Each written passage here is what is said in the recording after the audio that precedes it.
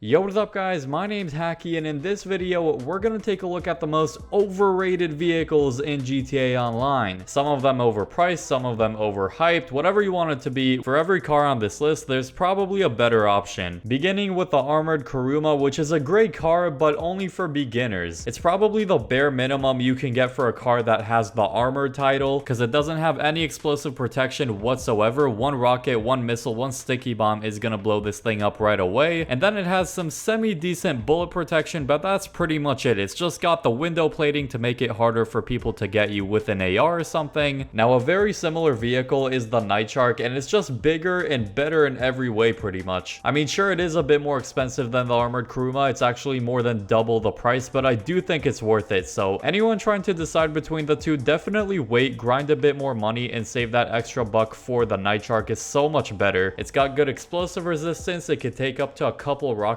which is pretty freaking solid, and it's basically got the same bullet protection as with the armored Karuma, but the Night Shark is a little bit more customizable as well. You can put some liveries on it, and I want to say it's also a little bit faster, but I'm not 100% sure on that. Let me know if you know down below in the comments. Just a more armored version that's got the same, if not better, performance and better ramming capability. Unfortunately, the Karuma is just a bit outdated, and ever since it came out, I believe it's in 2014, we've gotten way better armored vehicles, so definitely go for a newer option that's just better. Another overrated car is the Ocelot Pariah. Now, this is gonna make a lot of people in the comments mad, I could already tell. We do have to give it some credit for having a very good top speed. It's actually got a faster top speed than a lot of supercars as well, even though it's a sports car, so that's very impressive. But unfortunately, you have to compromise with that because the handling and the traction is absolute horror. If you're doing a sports car race, chances are it's not just gonna be a straight line, so the top speed isn't gonna matter as much as the handling. There's gonna be a lot of turns, and too many times than not, you're gonna be possibly spinning out going around turns, so it's definitely for more skilled drivers. Even then, it could be kind of a pain to keep this thing going straight without spinning out. With my personal preference, instead, I'd recommend going for the Hakiii GTO. It's a much better handling sports car, great traction, great going around any type of turns in races. It doesn't quite reach the same top speed as the Pariah, but it's pretty freaking close, and honestly, it still has amazing acceleration, and it's still pretty fast. So I'm team Hakiii GTO all the way, just because I like myself an easier to drive car. And fitting in with the Pariah's horrible traction, when pressing down on the gas button, you do a giant wheel burn before you actually start to accelerate. So the very beginning of the acceleration is pretty freaking bad and pretty slow. The whole wheel burn that it has to do before it actually starts gaining some speed just gives me a bad vibe about the whole car, to be honest. It just makes the whole car feel like you have very little control over it. Let me know if you agree or disagree down below. Next up is going to be the Hydra, which is going to be a similar case to just being outdated like the armored Karuma. With the Karuma, we got a better and newer version with the Night Shark, and with the Hydra, we basically got a newer and better version with the F-160 Raiju. We gotta recognize the Hydra is extremely OG. It came out about a decade ago, and it did present the whole new feature of the VTOL capability. So basically, you can either fly vertical or horizontal with a plane, which that was a completely new and cool feature only with the Hydra. But ever since then, there's only been a select few vehicles that have VTOL capabilities, which would be the Avenger and the Raiju. I think those two are the only other VTOL capable vehicles, so only a select few have them in the game. And as air vehicles overall, I would recommend the Raiju and the Avenger over the Hydra. Although we gotta give the deserving respect to the Hydra, it's just outdated since there's better options now. Unfortunately or fortunately, what was impressive 10 years ago isn't nearly as impressive today. Next overrated vehicle is the Stayneer and the Stayneer LE Cruiser. Now, both of these are basically the most generic type of police cars you can have, and one thing it's got going for it is the incredible customization, but it is extremely overpriced. When releasing these, Rockstar knew people were willing to pay a lot of money for these new police cars, and for these very generic models, you're going to be paying about $4 to $5 million,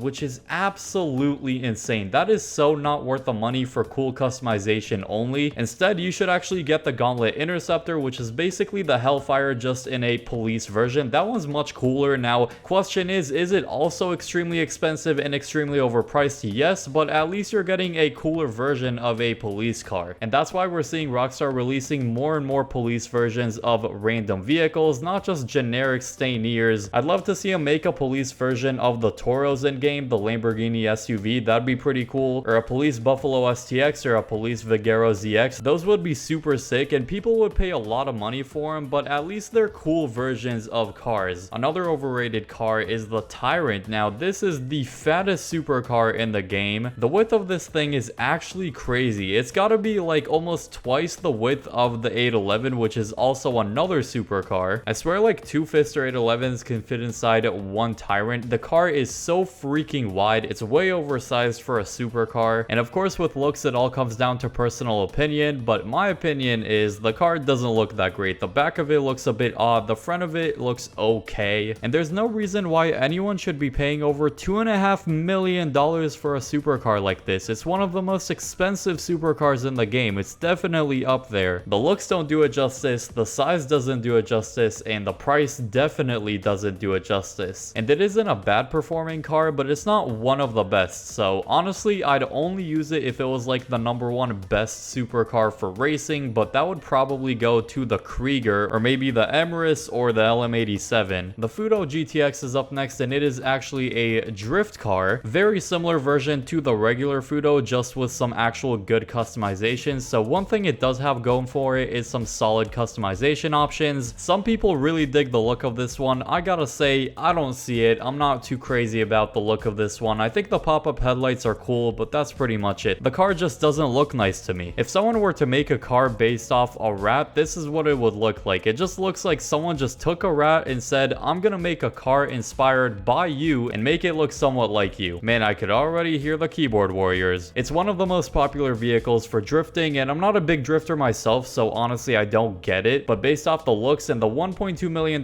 price tag before upgrades, if you put low grips on this thing, I think that's an extra $500,000, so you're gonna be spending a total of close to $2 million on a tiny car like this. I just don't think it's worth it, and I don't get the hype with this one. I really like the big variety of aesthetic upgrades you can do to it, but if I'm looking for a tuner's car that's a relatively small one, I just go for the RT3000. I like that one a bit better. Then going back to another supercar, one of the most disliked vehicles of mine in this game is the X80 Proto because of how disappointing it is. Even as a supercar, this thing's traction is absolutely horrible. It's even worse than the Pariahs, I want to say. It is such a pain trying to turn with this thing because almost every turn you try to do with it, the car's gonna start slipping like it's actually driving on ice. It is so freaking bad. It cannot stick to the road whatsoever. Definitely one of the more difficult supercars to handle in this game, so it's very bad for beginners, and even as veterans, there's no real reason to use this thing. It's got a unique look to it, that's pretty much it, and that alone doesn't nearly justify the ridiculous price of $2.7 million before upgrades. That's even worse than the Tyrant, and that says a lot because the Tyrant is cheaper than this thing. It's also very bad, but it's not as bad as this thing's performance. At least it has some traction you can work with, but this is an absolute pain. The moral of this whole video is spend your money wisely, kids. Drop a like if you enjoyed this video and subscribe if you are new so you don't miss any more awesome videos like these. Click the video on screen for the 10 best things I wish I bought sooner in GTA Online. I hope you all enjoyed that video,